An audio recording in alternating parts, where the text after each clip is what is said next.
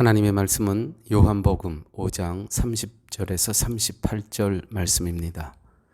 내가 아무것도 스스로 할 수 없노라. 듣는 대로 심판하노니 나는 나의 원대로 하려 하지 않고 나를 보내신 이의 원대로 하려는 고로 내 심판은 의로우니라. 내가 만일 나를 위하여 증거하면 내 증거는 참되지 아니하되 나를 위하여 증거하시는 이가 따로 있으니 나를 위하여 증거하시는 그 증거가 참인 줄 아노라. 너희가 요한에게 사람을 보내매 요한이 진리에 대하여 증거하였느니라. 그러나 나는 사람에게서 증거를 취하지 아니하노라. 다만 이 말을 하는 것은 너희로 구원을 얻게 하려 함이니라. 요한은 켜서 비치는 등불이라. 너희가 일시 그 빛에 즐거이 있기를 원하였거니와 내게는 요한의 증거보다 더 큰 증거가 있으니 아버지께서 내게 주사 이루게 하시는 역사 곧 나의 하는 그 역사가 아버지께서 나를 보내신 것을 나를 위하여 증거하는 것이요 또한 나를 보내신 아버지께서 친히 나를 위하여 증거하셨느니라. 너희는 아무 때에도 그 음성을 듣지 못하였고 그 형령을 보지 못하였으며 그 말씀이 너희 속에 거하지 아니하니 이는 그의 보내신 자를 믿지 아니함이니라. 아멘. 어떤 철학자에게 이렇게 물었습니다. 왜 하나님을 믿지 않느냐고. 그는 대답했습니다.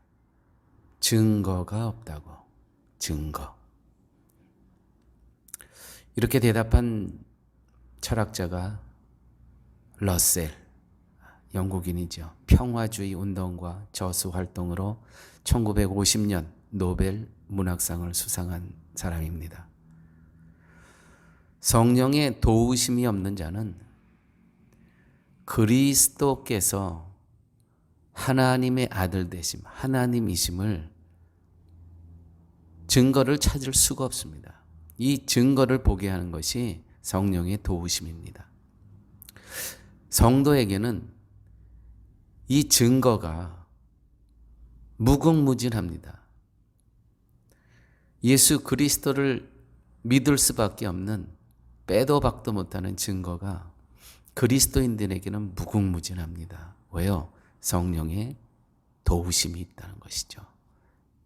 그 모든 성경의 말씀을 진리로 받아들일 수 있는 그 도우심이 성령으로부터인 것을 알기 때문입니다.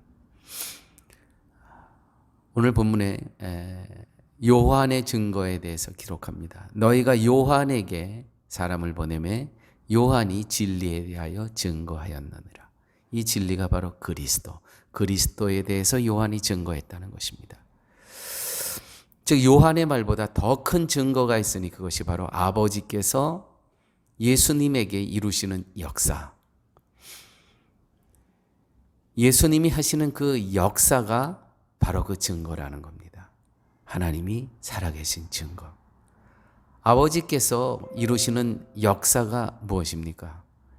요한의 증거보다 더 큰 증거가 무엇입니까? 바로 예수님의 행하심. 이 땅에서 행하신 예수님의 그 일입니다. 예수님께서 행하신 많은 표적들, 그리고 무엇보다도 그 역사의 완성이 십자가에서 죽으심입니다. 요한의 말보다는 아버지가 이루시는 역사 안에서 죽으시는 예수님의 행함이 더욱 큰 증거라는 것이죠. 하나님은 구약 때부터 이미 예수님을 증거하셨습니다. 그런데도 하나님을 믿고 구약을 믿는 유대인들은 예수님을 보지 못합니다. 그것이 바로 말씀이 그 속에 없었기 때문입니다. 결여된 성령의 역사로 인해서 구약으로부터 계속 지금 말씀하시는 그 그리스도가 바로 하나님의 아들이고 하나님이심을 말씀은 이야기를 하고 있는데 그것을 믿게 하는 성령님의 역사가 그들 가운데 없었기에 그들은 그 증거를 믿지 못했던 것이죠. 38절 그 말씀이 너희 속에 거하지 아니하니 이는 그의 보내신 자를 믿지 아니함이라. 보내신 자, 오늘 본문의 사회에 대해서 4번 보내신 자에 대해서 언급하고 있습니다. 예수님은 철저한 자기 인식이 있었습니다. 그것은 나는 하나님으로부터 이 땅에 보냄을 받은 존재. 예수님으로 인해서 산 자가 된 성도는 우리죠. 우리는 예수님에게로부터 이 땅에 똑같이 보냄받은 존재라는 거 기억하셔야 됩니다. 보냄받은 자는 자신이 독자적인 뜻을 이루기 위해서 살지 않습니다. 예수님께서 아버지의 뜻대로 사신 같이 성도는 예수님으로부터 보내심을 받은 성도는 이 땅에서 어떻게 살아가요? 예수님처럼 예수 그리스도의 뜻을 가신 길을 쫓으며 살아가는 존재입니다. 성도는 그리스도를 나의 주인이라는 전제 아래 우리는 그분의 종입니다. 그렇죠? 우리가 그리스도를 나의 주인으로 섬깁니다. 그 전제는 무엇이냐면 나는 그분의 종이라는 겁니다. 그런데 세상 사람들은 종에 대한 부정적인 인식이 있습니다. 자신이 자기 삶의 주인으로 살고 싶다고 합니다.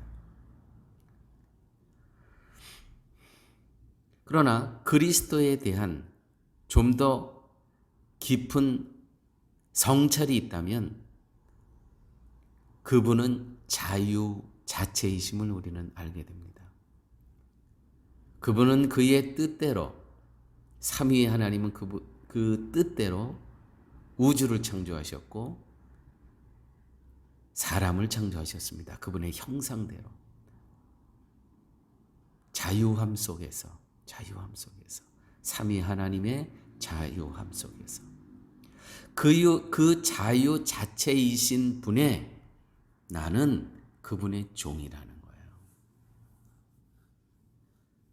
그러니까 뭐예요? 나도 이 복음 안에서 자유인으로 살아가게 된다는 것이죠.